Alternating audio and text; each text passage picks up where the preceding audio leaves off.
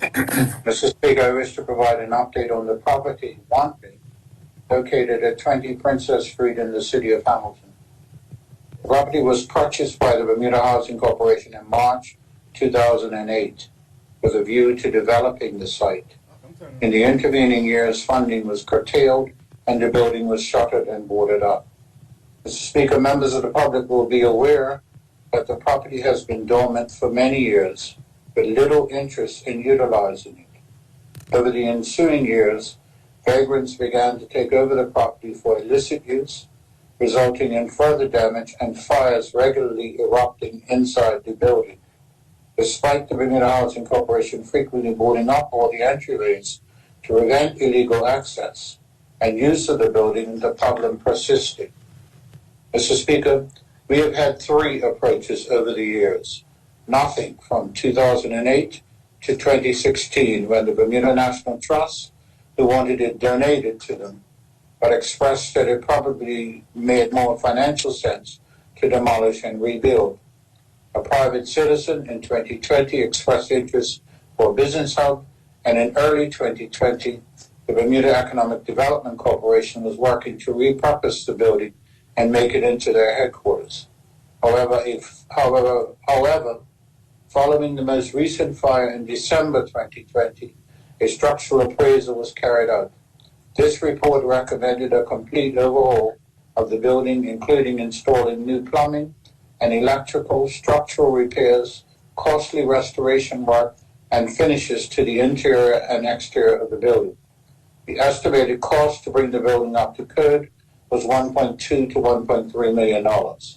The report further stated that it would be more cost-effective to demolish the structure and rebuild than carry out these costly renovations. Mr. Speaker, while the building's history was very much considered, in light of this information and the fact that the property was a health and safety issue for area residents and the adjacent Diabetes Association building, the Bermuda Housing Corporation took the tough decision to demolish the structure. Following confirmation that the building was not listed as a historic building, an application for a demolition permit was made in April 2021 and approved in May. Surprisingly, at no stage during the planning application process of advertising for objections did anyone comment, most notably during the 2-week period when the application was advertised. With a demolition permit in hand, the Bermuda Housing Corporation tendered the demolition work, which began earlier last week.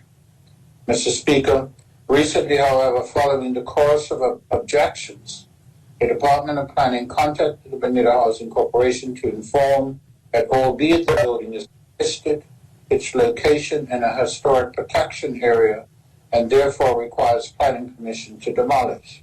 Since the stop work has been issued, work has ceased temporarily. As it stands now, the Bermuda Housing Corporation have resubmitted a planning application to seek approval to demolish the building under the Historic Protection Area protocols to the Department of Planning for consideration. Mr. Speaker, we note the new interest in saving the building following a lengthy period of silence in relation to the future of Wantley. We also note that none of the entities have any funding to support a renovation. Regrettably, as is the case with many old and vacant buildings, the cost of renovation is such that one could never get a return on their investment. Additionally, in our view, it makes no economic sense to simply renovate a building that sits on a quarter of the property when planning for better use of the site makes more sense. Whatever is finally built in that site will recognize the historical nature of Wantley. Mr. Speaker, I visited the site this week, and in speaking with the contractor who has been retained to continue clearing out the building and removing overgrown foliage, he noted that more than 20 truckloads of debris had been removed thus far from inside the house. The contractor has been requested to salvage as much of the crown molding and other items of historical value for safekeeping. He noted that some of the vagrants are still returning for shelter each night, especially since the building is now wide open.